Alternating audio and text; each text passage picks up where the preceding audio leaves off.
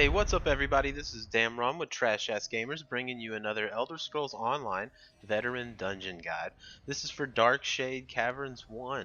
This dungeon is not too bad. It's not very long and the bosses aren't relatively difficult. This dungeon is found in the Shan, which is in the Ebonheart region of Tamriel.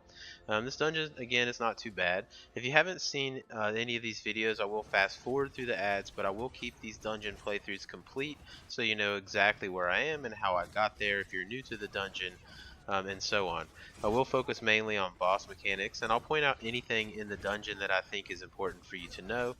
So let's push forward, and I'll meet you at the first boss.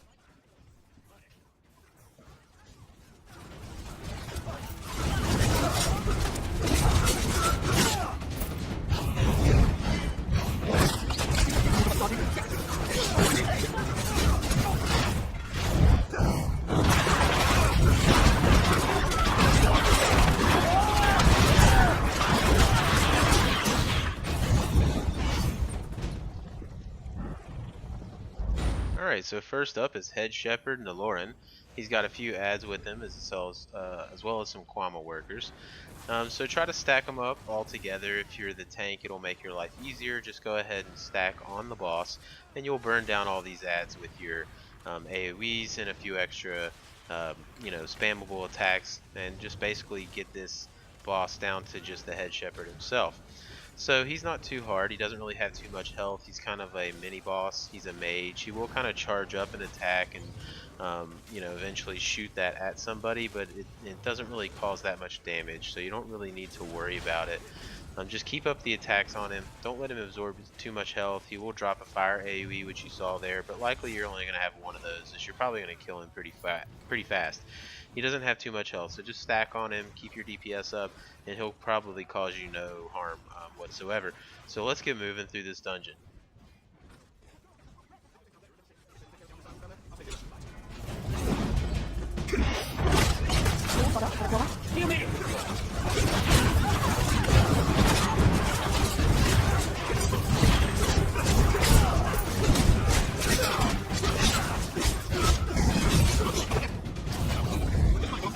Alright, next up on the docket to get wiped up is Foreman Llothan.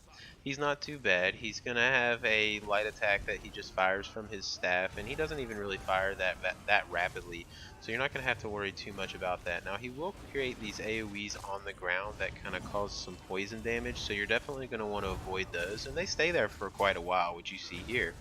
Another attack that he'll do is he will create an AoE that starts from his body, and when that AoE reaches its maximum radius, it'll do a little smash out, and it will do some damage to everybody within that radius.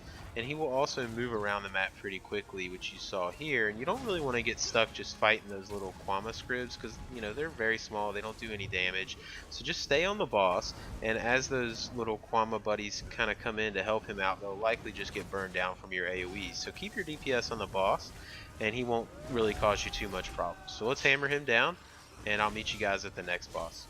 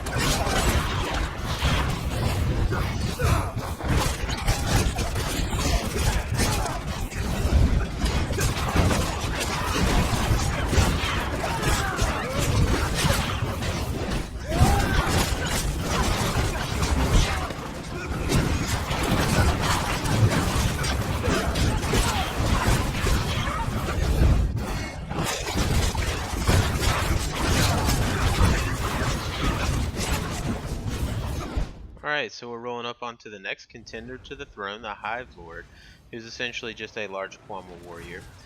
he's not really going to give you too much problems either. He'll do some light and heavy attack swipes, and that's not really going to cause too much damage. The only real attack that you need to be aware of is this sort of AoE that he does right here. Now, it does a pretty large radius where he's kind of smashing the ground, and as you see there, if you're really just standing inside of it, it can certainly do a lot of damage. And the closer to him that you are, the more damage within that radius that it's going to do. So if you're near the edge, it's not going to cause you as much problems. And then a healer is obviously important to heal you through that. It is a large radius, so keep that in mind. Now the other attack that he'll do is a conical kind of swipe attack, scream, kind of just in a forward direction. You definitely want to stay out of that, which you saw him do right there. So as long as you're staying on the backside and the tank holds him facing away from everybody else, then you're not really going to need to worry about that. So another thing that you can do, obviously, which you saw there, if you're quick enough, you can interrupt that large AoE, which you saw the tank do there. If you interrupt him, then he won't start smashing the ground, and that large AoE will dissipate very quickly. So that'll certainly help you out and make that fight a lot easier, and you won't have too many troubles. And then right down the hill is actually our next boss that we're going to fight, who's certainly a lot better than the Darkshade Caverns II version of this boss, but the Cavern Patriarch is a much easier version because you don't really have a shield phase to worry about, and you certainly don't have any other niche enemies that are going to come in here, so you can really just focus your attacks on the Patriarch and take her or him out, one of the two.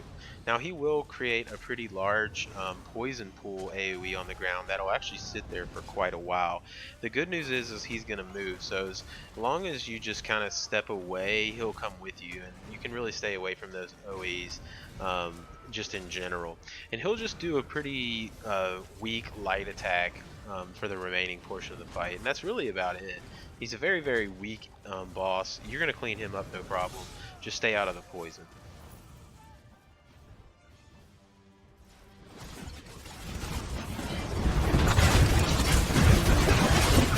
Alright, so an enemy that a lot of people will skip accidentally is the Cutting Sphere. And he's over to the right over here. And this little spinning AoE that he does actually does a lot of damage if you stand inside of it. I think I actually get killed by him right there. So I got his aggro and he just swiped me. So he actually does quite a bit of damage. So you really want the tank to hold on to that aggro. But anyway, a lot of people accidentally will skip this fight, and keep in mind that if you do not go take him out, that will void your speedrun, your no death, your vanquisher and conquisher achievements if you actually don't go up there and kill him. He is a part of that requirement, even though he was not required for the Undaunted daily. So a lot of people will skip this when you come into the dungeon, but if you want to get those achievements or you're going through it, be sure you kill him. So anyway, the only attacks that you really need to worry about are that kind of moving AoE that he does, and is his slash attack. His slash attack is quick and can do a lot of damage, so make sure the tank is holding on to that. So let's move on. We're actually at the end. Again, a quick dungeon, so we're going to read our scroll and make sure we go into hard mode.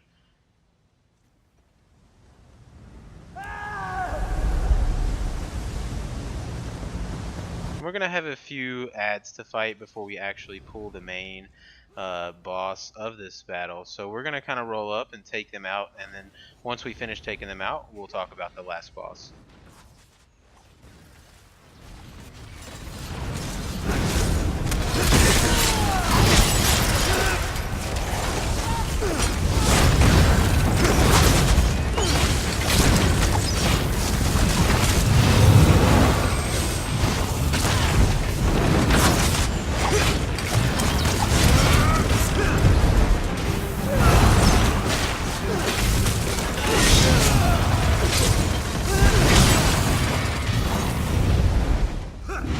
Alright, so here we go. We're going to fight this Centurion-like enemy, the Sentinel of Rkugamz. He's not too bad. Again, he has mostly Centurion-type attacks, and a couple of them you're going to really need to pay attention to. One of them is that conical sweeping attack that he does in front of him. That can be a one-shot kill to you as a DPS in certain scenarios, like if your health is already a little low. Just be in mind that that swing will do a lot of damage. Another thing he'll do is he'll launch his arm up in the air, as you saw there, and just fire down basically tiny balls of lightning damage that will hit the ground. And he'll do that for a good few seconds before he stops. But it's a good time to really lay your damage on him because he's standing still. Whereas this phase, where he is basically spinning around and creating a constant AoE around him, you really can't get really too close within melee damage because that actually does a decent amount of damage. So again, he's back to this firing lightning ball phase, and as you see, these AoEs grow, and they actually have a pretty large size about them, but you have a plenty of time to get out of that AoE before it actually strikes the ground to cause its damage. And I think the most lethal attack that he does is the spinning attack. So just kind of hang back and just stay alive. Don't worry too much about damaging him in this phase of his different attacks. Really just kind of wait for the lightning phase and wait for uh, the sweeping conical attack that he does. Those are two areas where you can really lay down some good DPS. So that's really the only mechanics that you need to know for the Sentinel. So let's just finish him up, and we'll talk about the monster set at the end of the dungeon.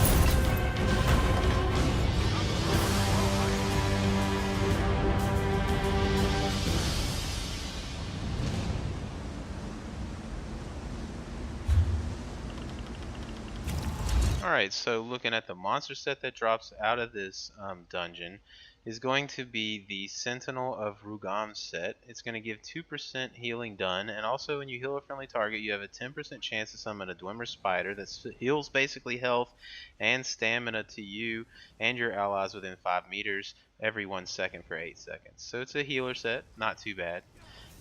So I hope you guys enjoyed this video. If you did, feel free to like and subscribe, and we'll see you all next time.